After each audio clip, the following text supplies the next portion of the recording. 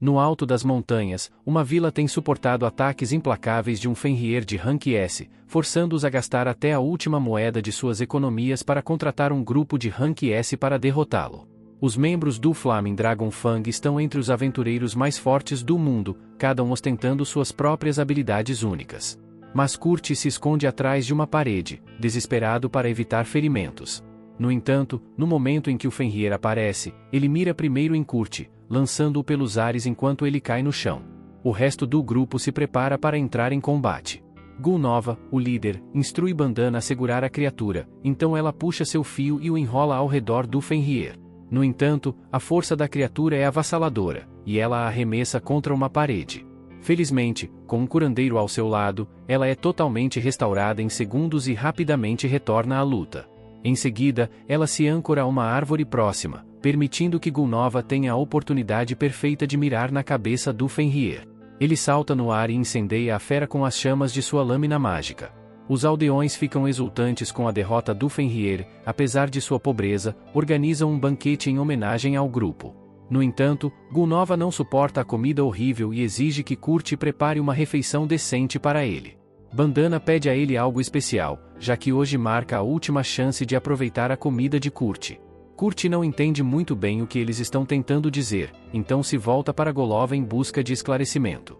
E Golova lhe diz que, a partir de hoje, ele está sendo demitido. Confuso, Kurt pergunta se fez algo errado. Mas Golova explica que o problema não é algo que Kurt fez, mas sim o que ele não fez. Enquanto Kurt cuida das tarefas do grupo, além disso, ele é ineficaz em combate. E como um grupo só pode ter 4 membros, se quiserem ficar mais fortes, precisam substituir Kurt por um mago poderoso, alguém capaz de se defender em combate. Kurt implora para que o deixem ficar no grupo, mas Gulnova lhe dá um chute no estômago porque está cansado de ouvir as reclamações de Kurt. Eles não precisam mais dele, e isso é definitivo. No dia seguinte, Kurt parte da vila sozinho, sem um destino em mente e com os bolsos vazios. Depois de um tempo, ele chega à cidade de Samala, agora com suas últimas moedas. Desesperado por trabalho, ao avistar uma agência de empregos, ele acha que vale a pena tentar e entra, onde a recepcionista o recebe. Ela pergunta se ele está ali para contratar ajuda ou buscar um emprego para si mesmo. Quando Kurt explica que precisa de um trabalho, ela lhe diz que é necessário passar por uma entrevista e um teste de aptidão antes de qualquer outra coisa. Ela pede algumas informações básicas, seu nome, idade e cidade natal. Então ele responde que se chama Kurt Hawkins, tem 15 anos e é da Vila Ast, nas montanhas Shin. Kershel fica surpresa, pois nunca ouviu falar de uma vila nessas montanhas, mas segue em frente e pergunta sobre sua experiência de trabalho. Kurt explica que fazia parte do Flaming Dragon Fang, embora seu papel fosse limitado a tarefas simples, e que foi demitido de repente. Kershel fica chocada ao saber que Kurt já foi membro de um grupo de rank S, e, mesmo que suas contribuições tenham sido mínimas, só ter o nome desse grupo listado em sua ficha já aumentará muito suas chances de conseguir um novo emprego. Kurt fica aliviado ao ouvir isso.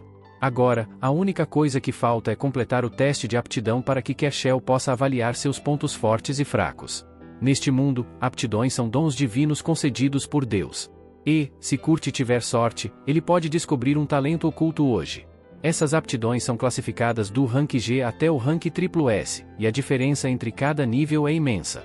Alguém com uma habilidade de espada de rank D teria dificuldades até para balançar uma lâmina, enquanto alguém com uma habilidade de espada de rank A poderia partir uma rocha ao meio sem esforço. Kurt mal pode esperar para descobrir se tem algum talento oculto. Mas sua empolgação desaparece rapidamente quando vê que todas as suas habilidades de combate na ficha estão no nível mais baixo possível, rank G. Está claro que ele nunca se qualificará para um trabalho de combate, destruindo instantaneamente suas esperanças. No entanto, Kershel o tranquiliza, dizendo que ele ainda pode se destacar em uma habilidade artesanal, como alquimia ou ferraria. Só há um problema: o técnico responsável por esses testes está fora no momento. Então, Kurt precisará voltar na próxima semana para sua avaliação. Kurt diz a ela que não vai aguentar tanto tempo porque não tem dinheiro suficiente para se sustentar até lá.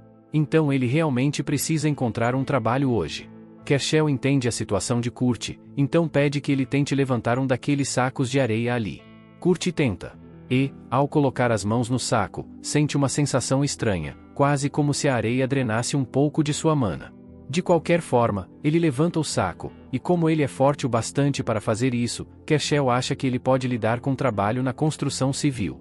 Kershel explica que o Marquesado de Tom está ativamente procurando trabalhadores para ajudar na reconstrução das muralhas da cidade. Com sua carta de recomendação, Kurt não terá problemas para conseguir uma posição lá. Agradecido pela assistência, Kurt não perde tempo e parte imediatamente para se apresentar ao Marquesado. Pouco depois, o gerente lê a carta de Kurt pedindo para trabalhar lá. Mas o corpo de Kurt não é forte o suficiente para lidar com o trabalho de construção. Ainda assim, como ele está com falta de trabalhadores, decide dar uma chance a Kurt. Ele diz para ele misturar um pouco de cimento e usá-lo para reparar a parede, e seu pagamento dependerá da quantidade que ele conseguir fazer. O gerente diz que voltará mais tarde para verificar o progresso, alertando Kurt de que, se ele não tiver usado pelo menos metade de um barril de cimento nas próximas 3 horas, seu pagamento será baixo. Kurt sente vontade de fazer uma pergunta, já que o gerente nunca mencionou nada sobre infundir mana no cimento para torná-lo mais forte. Mas ele escolhe ficar quieto, presumindo que provavelmente é algo que todos já deveriam saber. Mesmo assim, ele fica surpreso que a cota diária seja apenas meio barril de cimento. Parece fácil demais. Então Kurt decide usar o máximo de cimento possível antes que o gerente volte. Quando o gerente retorna, fica chocado ao ver que Kurt já terminou uma seção inteira da muralha. Kurt se desculpa, dizendo que poderia ter feito mais, mas ficou sem cimento no meio do caminho. O gerente mal pode acreditar que Kurt realmente reparou mais de 1/3 da muralha oeste. Curioso, ele pergunta como Kurt conseguiu alcançar o topo, e Kurt casualmente explica que simplesmente jogou o cimento para cima e usou um pedaço de madeira para alisá-lo. Em circunstâncias normais, o gerente acusaria Kurt de mentir, tal afirmação parece impossível. No entanto, como Kurt claramente fez isso acontecer, não há como negar que ele está dizendo a verdade. Curioso, o gerente pergunta por quanto tempo Kurt pretende ficar. Quando Kurt responde que só precisa do trabalho por uma semana, o gerente sente alívio. Ele informa Kurt que ele já fez o suficiente por um dia e pode ir para casa, já que não tem moedas suficientes em mãos para cobrir o pagamento total. Ele lhe entrega uma pequena bolsa de dinheiro e promete enviar o restante através da guilda. Kurt fica surpreso, pois até mesmo a pequena bolsa contém mais dinheiro do que ele jamais poderia ter ganhado durante seu tempo com o grupo de heróis. Antes de continuar, quero falar para vocês que tem 3 links na descrição desse vídeo para vocês. O primeiro é um presente especial para o inscrito do canal. O segundo é um link onde você pode encontrar as melhores e mais baratas action figures de animes e o terceiro é o link de um canal de games que eu e um amigo estamos criando. Se puderem se inscrever e dar uma força lá eu agradeço. Se também puderem deixar um valeu demais nos comentários desse vídeo, ajuda muito o canal, então bora continuar o vídeo. Nos dias seguintes, ele continua trabalhando constantemente na reparação da muralha até que, do nada, o gerente o informa de que ele está sendo dispensado. Confuso, Kurt pergunta o motivo, e o gerente explica que os reparos na muralha tinham como objetivo fornecer emprego para pessoas que vivem na pobreza. Mas Kurt é tão eficiente que, se continuar trabalhando, não restarão empregos para os outros. Ele não tem nenhum ressentimento contra Kurt ou algo do tipo. Mas, com base no que testemunhou, a habilidade de Kurt é facilmente de nível SS, talvez até SSS. Por isso, ele acredita que Kurt estaria muito melhor trabalhando em outro lugar. Ele entrega a Kurt o restante de seu pagamento como compensação pela demissão repentina e então se afasta. No entanto, Kurt interpreta completamente mal a situação e assume que o gerente simplesmente queria demiti-lo porque ele era um péssimo trabalhador. Ele volta para a agência e se encontra com Kershel para contar que foi demitido. Ainda vai levar alguns dias até que Kurt possa ter seus atributos de profissão avaliados. Nesse momento, eles ouvem um tumulto na recepção, e parece que uma garota está tentando recrutar alguém. Mas a recepcionista diz a ela que ninguém aceitaria trabalhar sob condições tão terríveis com o que ela está oferecendo. Mesmo assim, a garota continua insistindo para que a recepcionista encontre alguém, e ela começa a chamar atenção pelo barulho que está causando, levando Kershel a intervir para ver o que está acontecendo. Sua colega explica que a garota está procurando contratar um minerador para escavar uma montanha inexplorada, mas ela se recusa a fornecer qualquer pagamento adiantado, insistindo que só pagará se a escavação for bem-sucedida. Kershel concorda que ninguém aceitaria esses termos, então tenta convencer a garota a buscar investidores para desenvolver a mina. Mas a garota diz que não pode fazer isso, pois, se não pagar os impostos até o fim da semana, irão confiscar sua mina. Nesse momento, Kurt se aproxima e diz que está disposto a aceitar o trabalho. De volta à sua aldeia, ele costumava ajudar na escavação da mina, então tem uma quantidade decente de experiência. Kershaw questiona se Kurt realmente quer aceitar esse trabalho, avisando-o de que o contrato proposto pela garota pode deixá-lo completamente sem pagamento. Antes que Kurt possa responder, a garota o interrompe, admitindo que, na verdade, esperava recrutar um anão musculoso em vez de um garoto magricela. Ela se sentiria culpada por atribuir esse trabalho a Kurt. Mas qualquer anão exigiria pelo menos 10 pratas adiantadas. Então, como a garota não tem tanto dinheiro, ela relutantemente concorda em contratar Kurt. Enquanto Kurt e a garota partem, Kershaw se sente mal por deixá-lo aceitar esse trabalho porque provavelmente não vale o tempo. Honestamente, ela acha que Kurt estaria melhor trabalhando em um bordel. Enquanto ela está sonhando acordada com Kurt, sua colega de trabalho chama sua atenção e diz que uma transferência bancária acabou de ser concluída. Aparentemente, é o restante do dinheiro que o gerente prometeu enviar para compensar todo o trabalho que Kurt fez no muro. E Kershaw estava esperando algumas moedas de prata, mas na verdade é um cheque de 200 ouro, e isso é muito dinheiro. A revelação de que Kurt ganhou tanto a deixa tão atordoada que ela tropeça nos sacos de areia no chão.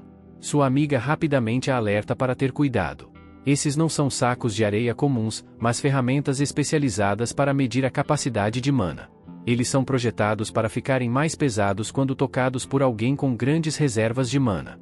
A maioria das pessoas comuns não os afeta em nada, e é por isso que Kershaw pode levantar um sem dificuldade. Mas então ela se lembra de como Kurt lutou dolorosamente para mover o mesmo saco dias antes, fazendo-a questionar se ele é realmente tão comum quanto parece. Enquanto isso, Kurt e Ulia estão caminhando pela floresta para chegar ao acampamento dela. Mas quando chegam lá, Kurt fica um pouco preocupado porque há apenas uma tenda. Ulia diz que a tenda é grande o suficiente para os dois dormirem juntos, mas Kurt diz que nunca conseguiria dormir se estivesse deitado ao lado de uma garota fofa como ela. Ao ouvir Kurt chamá-la de fofa, Ulia fica irritada porque acha que ele está apenas tentando bajulá-la. Mas Kurt diz que realmente acha que ela é fofa. Ulia percebe que Kurt estava sendo completamente sincero, então lhe entrega uma batata para o jantar. Não é nada sofisticado, apenas uma batata cozida simples. Mas faz tanto tempo desde que alguém preparou uma refeição para ele que ele realmente valoriza o gesto. Ele também está grato por Ulia estar sentada para comer com ele, especialmente porque seus antigos companheiros do grupo do herói nunca permitiram que ele compartilhasse o mesmo ambiente com eles durante as refeições. Mais tarde naquela noite, Kurt e Ulia vão para a cama, mas Kurt está tendo dificuldades para dormir porque Ulia foi dormir de roupa íntima. Ele nunca conseguirá dormir perto dela. Então ele decide sair da tenda e dormir do lado de fora. Assim que Kurt sai da tenda, Ulia abre os olhos porque estava apenas fingindo ter adormecido. Ela intencionalmente foi para a cama de roupa íntima para ver se Kurt era do tipo que a atacaria enquanto dormia, mas agora ela sabe que ele é um cara bom. No dia seguinte, Ulia sai da tenda e vê Kurt dormindo ao lado de uma árvore, o que a faz se sentir um pouco culpada por tê-lo feito dormir do lado de fora. Mas então ela percebe que sua jaqueta foi consertada. Kurt acorda logo depois, então ela pergunta se foi ele quem consertou, e ele confirma que sim. Ela fica genuinamente impressionada com suas habilidades de costura e começa a questionar se ele realmente será bom na mineração, mas a essa altura já é tarde demais para encontrar um substituto, então eles podem muito bem começar. Kurt pergunta a Ulia se ela já decidiu um local para começar a escavação. Mas ela apenas ia cavar em locais aleatórios e rezar para encontrar alguns minérios valiosos. Kurt diz a ela que ela nunca encontrará nada se procurar assim. E ele por acaso conhece um método muito mais eficiente. Ele leva Ulia para uma seção da montanha. E depois de olhar ao redor por um tempo, ele encontra uma rocha cheia de gemas. Ulia fica impressionada com a facilidade com que ele a descobriu. Mas, em poucos minutos, Kurt consegue encontrar todas as gemas desta parte da montanha. Ela mal consegue acreditar. Se ela vender todas essas gemas, sua dívida finalmente poderá ser paga. No entanto, Kurt a informa que ela não pode vendê-las. Ulia entende seu ponto.